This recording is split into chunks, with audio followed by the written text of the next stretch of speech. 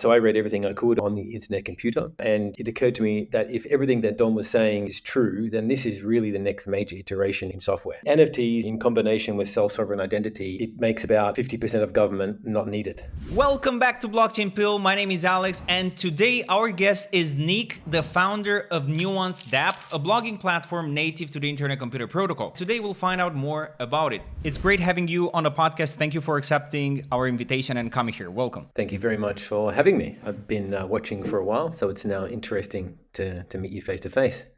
Absolutely. I'm glad to have you here. Our viewers would love to hear more about you. Can you tell us what you did before starting Nuance app? I'm a product manager by trade, so I've been doing product management for about 10 years. But I started my career in design. I've been always working until Nuance in Web3. I work in the publishing industry, building AI tools. As I said, Nuance is my first blockchain project. I am a little bit familiar with Nuance. For the people who know nothing about Nuance and are hearing about it for the first time here, what is Nuance dApp?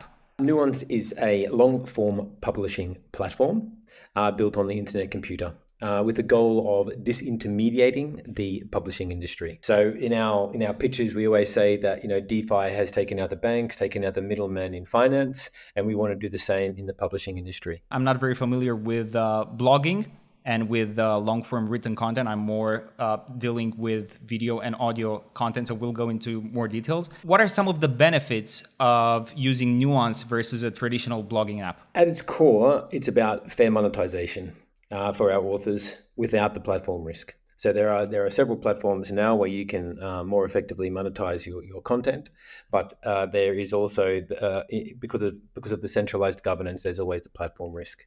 So essentially, it's as I mentioned, it's about fair monetization without platform risk, and this is achieved through the community governance. The other big, I think, benefit, of course, is the sovereignty of your work. It's really important for our writers, and truly owning and controlling your data.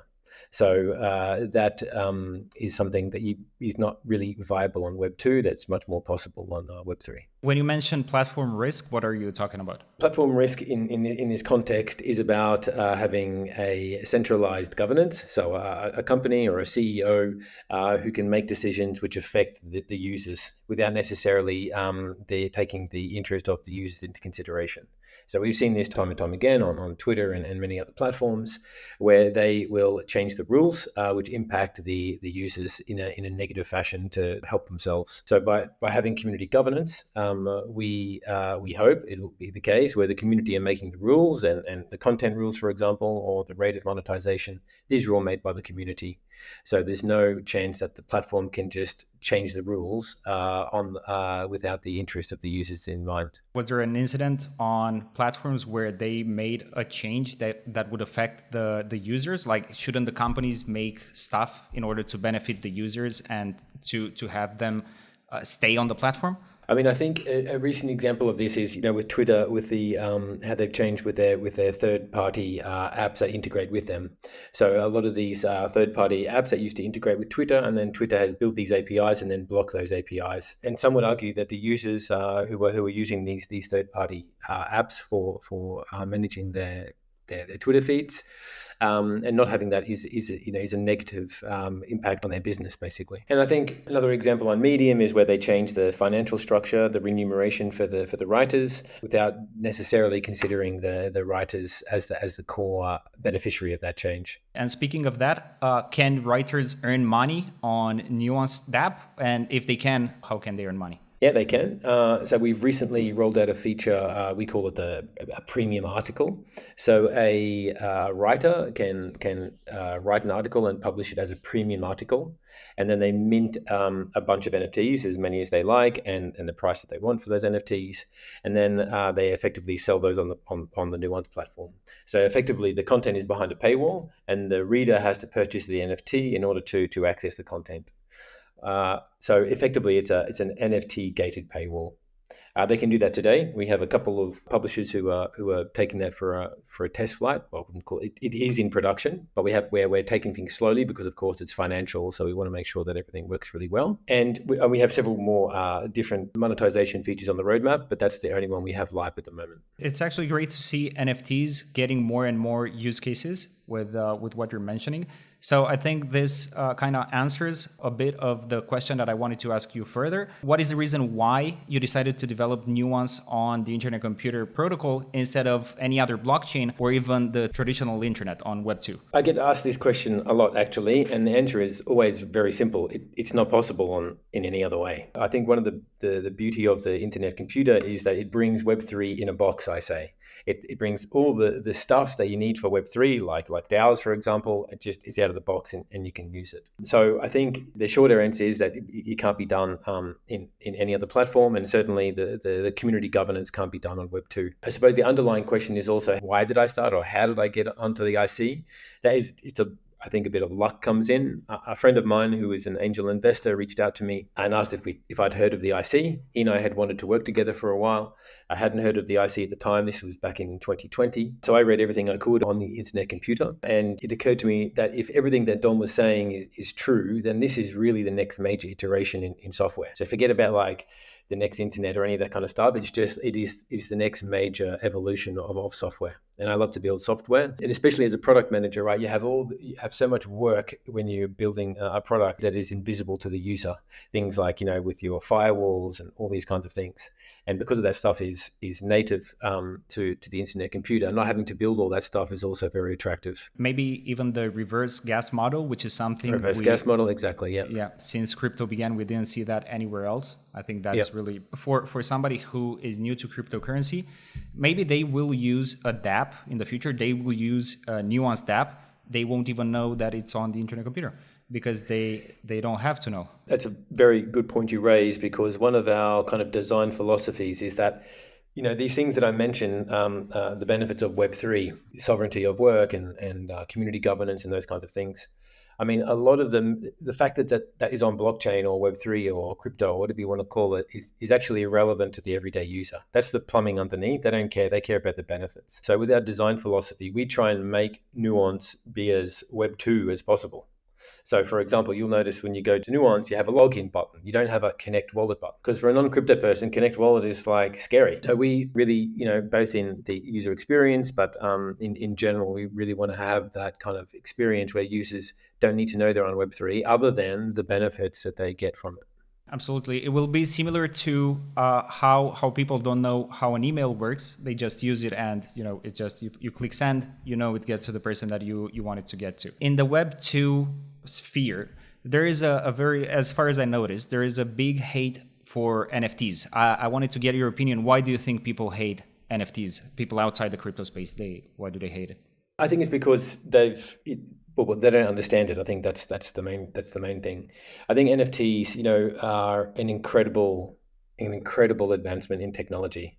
The fact that, NFTs in combination with self-sovereign identity, it makes about 50% of government not needed, right? All the notaries and all these contracts and all this kind of stuff, right? They're on physical paper and you have to sign them and witness them, all that kind of stuff. Like, we have a solution for all of that. The other thing is, of course, it was very hyped around images, the JPEG, here there's JPEGs and all this kind of stuff before. So I think there's much more to NFTs than most people realize. It's about being able to prove ownership of a digital asset, which is, in this case, a digital asset, but could also be a physical asset. How far away do you think we are from replacing house deeds or birth certificates or all those papers with NFTs? How far away do you think that is? Oh God, I don't know. It depends on the country, I suppose, but certainly things like passports and stuff, I think that's probably a long way off. Yeah, I think government take a long time to change, unfortunately. Yeah. But I think the driver will be for it will be actually the benefits of the extra security. So having self-sovereign identity is a much more secure than having, I don't know, like a passport or whatever. A funny story. So we have Nuance as our product, and we have Aiken is our company. That's our Dutch company that builds Nuance. And when I'm setting up Aiken as a Dutch company, it was during COVID, so you couldn't meet them physically. So I had to point the webcam down at a piece of paper as I signed it in front of this person. I was just thinking, this is absolutely insanely archaic way of proving something, right? When we have a solution for this. Yeah, absolutely. I think for us, the younger generations, I personally hate, big piles of papers. And the thought of, buying a house or buying a car and you just buy the NFT. I'm 100% sure that in Dubai, for example, you can probably buy a house as an NFT right now and Yep. not have to worry about it. You buy it, you find the keys, and that's that. I find it incredible, and I think this will be a huge thing in the world, NFTs. Yeah, I mean, we have something on the roadmap which we don't have a good name for it yet, but it's article ownership via NFT. So as I mentioned before, we have this thing already launched, which is you have a paywall which is restricted via NFT, but we have another idea for NFTs on the roadmap, which is there's the article itself is the NFT, and then the people who pay the paywall become partial owners of that NFT. So once the paywall is paid, it's available to all readers, and then any ongoing revenue that article receives is split between the author and the early readers who paid for the paywall, for example. So you actually take partial ownership of the article when you pay the paywall in partnership with the author. I mean, these are just like there's so much. We're just scratching the surface of what you can do with NFTs. Is this like an update you're working on right now? No, but it is a feature that will be one of the first proposals we make post SNS. I want to find out more about what cool things you guys are cooking right now at Nuance. Well, we've just released a what we call the publication feature, and that is essentially where rather than be an individual blogger or an individual contributor, you can set yourself up as a publication, and that publication has several key features. One, of course, as I mentioned before, is the premium article, so you can mint NFT premium articles. The other is that we have the ability to have two roles of user management, so editors and authors can't publish and editors can. So we have like a mini workflow. So if you have multiple writers writing for you, you don't want everybody to be able to publish. You want the editor to review it first before publishing. So we have like a basic user management and workflow. So it allows companies basically or brands to set up their own publication, and it has its own landing page. You can have its own URL. You have your own styling, so you can add your own logo and your own colors and fonts and stuff like that. So it really allows you to have your own presence within Nuance itself. So it's like a mini Nuance within Nuance that can be branded and your own brand. How big is the blogging market right now? Do you know like how many writers there are globally, like how many readers? So if we refer to Medium, for example, Medium has about 15 million articles published annually, 100 million monthly readers, and 1 million subscribers paying $5 each on one of them. Incredible. And then, of course, but that's just Medium, right? Beyond that, the self-hosted blogging, like Medium, etc. There are 7 million posts per day, and 7 million. I'm sorry, 7 million. 7 million per day. Per day, yeah. Incredible. And 77% of people regularly read blogs online. So we think that each article and reader represents a range of untapped revenue opportunities. Incredible. Because me personally, I like to consume audio content or video content because I usually have my earpods in and I listen to it while I'm at the gym, while I'm driving, and I don't really read. But I had this discussion with a friend of mine. He doesn't watch any podcasts and instead he reads blog posts, and he said he likes it more. So I thought with the uprising of podcasts and audio content, blogging would decrease in numbers, but those are incredible numbers. I mean, one of the features we have is, I wouldn't say it's on the backlog. It's just an idea we've had from a couple of our users is the text to voice option. So the button where you can ask the application to basically read the blog post. Incredible. So that is something that we would also like to do because different mediums and in different contexts are more useful. And maybe have like an AI voice read it to you in whatever accent you want. That would be cool. That would be so cool. It'd be great. Yeah, how are you planning to grab a slice of those millions and millions of readers and writers? How will you get onboard them to Nuance? Okay, so SEO is a big issue for us, and I think that's really hindering our organic growth at the moment. So we've invested a lot in SEO. SEO is not straightforward with the IC because of the architecture of the stuff. So we've invested a lot in that, and we will continue to invest in that. But that's probably the biggest challenge we have at the moment is the SEO, as I said, because it's the organic that we want. Outside of SEO, we are planning to just use traditional growth hacking techniques. So for example, we've observed that we kind of have a bit of traction with some sci-fi authors. So we have about half a dozen sci-fi writers who are writing, like 5,000 word articles, chapters, you could say. So, for example, we'll double down on those niches. We won't have a lot of funds for marketing, so we really have to get into the growth hacking kind of mindset. I think one growth hack would be if you guys started to do some YouTube content or video content about Nuance and why is it superior to other content out there. I think that would help. People are searching on YouTube, for stuff. They will find this interview and then they will find your channel. 5 tips to be a better writer or something, Thank you. I actually had a question here because, we will be relying on our community, right, to help with the virility. But I was going to ask any advice you have is more than welcome. So thanks for that. Most major companies, like for example, Upwork, if you know. Yeah, Upwork. Yeah. I've used it. Yeah. For freelancers, and even they have a YouTube, explaining to freelancers how to get a better profile, how to do this, how to do that. And I think there is some people that found them through there. You guys are preparing to decentralize Nuance dApp through the SNS. For the people who are not familiar with the Internet Computer Protocol or with the SNS, what will happen exactly? For those that don't know, the SNS it's a piece of software that we use to become a DAO, a decentralized autonomous organization. What that enables us to do is essentially hand Nuance over to the community so the users can govern the platform. There are several other SNSs that have happened recently, and we're really looking forward to becoming a DAO. And basically what the SNS means is that while decentralizing the Nuance dApp, there will be a token swap. So what should people know before investing in this decentralization swap? Well, we're looking for real partners with our token swap. So we're still deciding on it, but we're looking at a pretty high minimum for participation. And the reason for that is that we don't want to have any speculation. We don't want people buying some of these tokens with a speculative idea that one day it's going to be worth a lot of money. We're not interested in that kind of participant, to be honest. We want people who are really interested in buying the token so they can use it as a utility token and participate in the governance of the platform. So we have a pretty high minimum neuron, right? So you have to have, I don't want to say any numbers now in case they change, but we are looking at probably a 50 ICP minimum for these things, where you'll have to have a 50 ICP minimum in order to participate in the governance. As an investor, I would say just make sure that you believe in the product and what we're doing, and for the long term.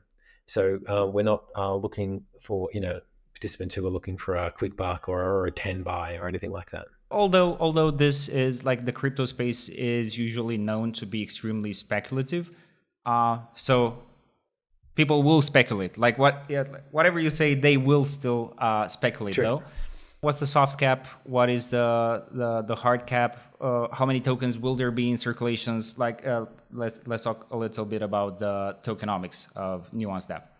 Okay, these numbers will be what we are proposing in the Definity Forum for discussion before we make the proposal. But the min we're looking at is 250,000 ICP, a max of 300,000 ICP. We'll be generating 100 million tokens. 30 million of those, 30%, will be in the swap. Beyond that, we have 30% of tokens going to the founding team and seed investors, and then 40% of tokens going to the treasury for airdrops. So how we intend to use airdrops, and this is our key thing, like we have some really good advisors, and we've tried to keep it extremely simple. And the idea is this: over the next few years, the 40% of tokens that we put in the treasury will be airdropping to users. And those tokens are what we're calling restricted tokens. So they can't be withdrawn from the platform. They can only be spent on the platform. And what that means is that we're effectively subsidizing writers through the readers. So we airdrop 50 tokens to each user up to a maximum of 50 tokens, because we will have several ways to pay writers, right? Like article NFTs, as I said, also tipping, for example. If you haven't used any of those tokens in tipping, then you don't get more. So we're trying to encourage people to spend them every week, up to a maximum of 50 tokens per week. And as I said, the idea is that we are effectively subsidizing writers through the authors. I think that's the general gist of it. Some of the other numbers which I think will be contentious are the fact that we will have a 50 ICP minimum participation. That's high. We expect some pushback from that on the forum, because it is extremely high. If you look at, we've done the analysis of Kinnick and several others, and just using Kinnick as an example, it wouldn't affect the monetary numbers so much. Like if we were to cut out everybody who contributed less than 50 ICP, right? It doesn't actually affect the top number very much, but it does disqualify about 3/4 of the participants. Okay, and would it not be? So that's really bad. Yeah, it is. Right? It is pretty bad. Yeah. It's really, really, really bad. So that's why that number is, we don't, as I said, and the idea is, as I said, we don't want to have participation number less than the neuron number, because if we say, okay, in order to participate in governance, you have to stake at least 50 ICP, but then you can buy 10 ICP worth of tokens, right? What we're saying is you can buy tokens and not be able to participate in governance, which means it's not actually a utility token. Mm-hmm. Okay. So there's a lot of discussion we need to have, and we expect that to be a hot point when we put it on the Dfinity forum. We are also, of course, very willing to listen to the community, and if they think 50 is too high, it should be 10. Then of course we'll go there. Absolutely. But hopefully we can explain our reasoning. So to try something new is a good thing. If everybody agrees that 50 is the correct number, I think is great. What I like is that the soft cap is 250,000 ICP, which is, I believe, one of the smallest amounts to be raised this far, if I'm not mistaken. That is great. I think it is, yeah. 30% of all the tokens will be swapped through this SNS launch, which is great. And you mentioned that the token will have utilities like to be able to interact with the app and to pay the writers or to tip them. I think it is great. Is there anything else that you would be able to do with the token? Well, you can participate in governance, of course, and then of course we have the NFT article feature. We've partially deployed the applause feature. So today you can actually clap. You can tip writers, but it's only with like a dummy token. We just need to connect that to our Nuance token. And then there are several other of these monetization features that I mentioned, like the NFT ownership paywall, as well as things like subscription via NFTs and stuff like that. So yes, I think there'll be effectively for transactional and governance on the platform. So everything inside the platform will be done and purchased with the Nuance token, not with the ICP. Currently, it's with ICP because there is no Nuance token yet, of course. But post SNS, that's one of the first features we will implement, is the ability to use our native token for those transactions. And the idea is also to, at the same time, implement CKBTC. And then eventually, people should be able to tip and do everything they want in any currency they have in their wallet.